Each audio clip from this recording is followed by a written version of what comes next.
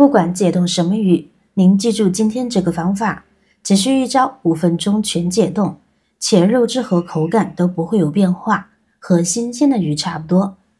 大家好，我是乐乐妈。生活变得越来越便利，有心情时会在冰箱里放几条鲜鱼，等想吃了把它解冻了就可以烹饪了。不过问题来了，解冻时往往需要小半天，要烹饪的时候才发现鱼肉冻得像石头，不知道怎么处理鱼能变软，而且肉质也不那么理想。给鱼解冻，身边好多人的做法都是把鱼放进水里泡一段时间，等到鱼变软后，有人发现要么鱼不鲜了，要么鱼不嫩了，要么鱼的腥味更大了。可能你也遇到过同样的难题，到底要怎么解决？如果处理不好，解冻后的鱼无论怎么烹饪都不会好吃。虽然用水解冻鱼可以达到解冻的目的，但冷水解冻太慢，鲜味也会流失。开水解冻后，鱼不鲜不嫩了，而且腥味更重。下面我就来给大家介绍一招，教你一个妙招，解冻鱼又快又好。鱼像刚买的，鱼先放一边。接下来我们准备一个盆，往里边加入少许的白醋，再加入1-2勺的食盐，然后加入多一些的温水。我们先把食盐和白醋搅拌融合，因为温水可以加速解冻，尤其是深秋和冬季一定要用温水。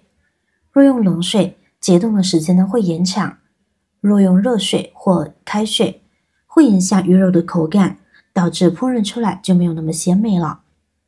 接下来我们再把冻鱼放进这盆特制的解冻溶液中，溶液尽量没过鱼身。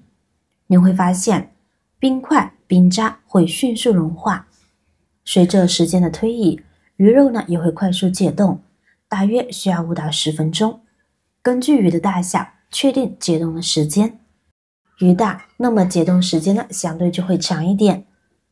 浸泡直至鱼肉变软，那么鱼也就解冻好啦。至于为什么要加白醋和食盐，也是有原因的。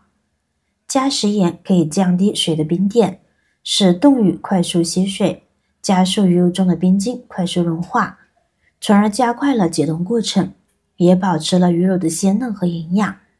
这和冬天里撒盐化雪是一个原理。这样说或许大家就能够快速理解了。加醋可以降低水的冰点，可以软化肉质，可以给鱼去腥，帮助鱼肉快速解冻，并且变得更加柔软，更加的鲜美无腥味。用食用盐和白醋不仅可以快速融化冰块，还可以消毒杀菌。虽然鱼在冰箱中是低温冷冻了，但是难免也会滋生一些细菌，并且从冰箱拿出来，在解冻的过程中，细菌也会不断滋生，而食盐和白醋都有杀菌的作用。食盐和白醋还是常用的调味料，对身体没有任何的伤害，所以用食盐和白醋解冻鱼非常的方便，非常健康，非常卫生。大概5分钟过去了，也就说会话的功夫，我们可以看到现在这个鱼基本上已经化冻好了，整个鱼身变得十分的有弹性，鱼的整个尾巴已经变得十分柔软，就像活鱼的尾巴一样，可以随意摆动。鱼肚子也可以轻轻的掰开了。化冻成这个样子，我们就可以开始烹饪了。不过需要先清洗干净。接下来我们用大量的清水把鱼冲洗一下。老板宰杀了，一般情况下都不会清洗到位，所以我们一定要把鱼仔细的洗一洗，特别是鱼腹内的黑膜和鱼骨血，那都是腥味的来源，所以一定要清洗干净。注意洗鱼的时候一定要用冷水，不能用热水哦。好了，清洗干净了就好了。接下来我们给鱼改个花刀。大家看这鱼，如果视频从这里开始，如果我不说，您能看出来这是冻鱼吗？以这种方式化冻出来的鱼，不仅肉质鲜美，不腥不柴，而且营养也不会流失，吃起来跟活鱼一样。这个方法建议您收藏待用哦。接下来就用它来跟大家分享口感鲜美、颜色奶白、香味浓郁，小朋友都爱喝的鱼汤做法。准备一块嫩豆腐，切成小块，装入盘中备用。准备一块生姜，切姜丝。一把小葱，葱白切成小段，葱叶呢直接切葱花。切好分别装入盘中备用。起锅烧油，一点油就可以，不需要太多。把鲫鱼呢放进去煎一下，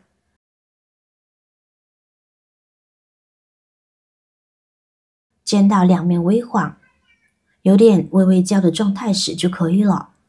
煎鱼的时候呢，尽量把鱼煎得狠一点，一面煎个2到3分钟，然后呢反复翻面煎，直到焦黄。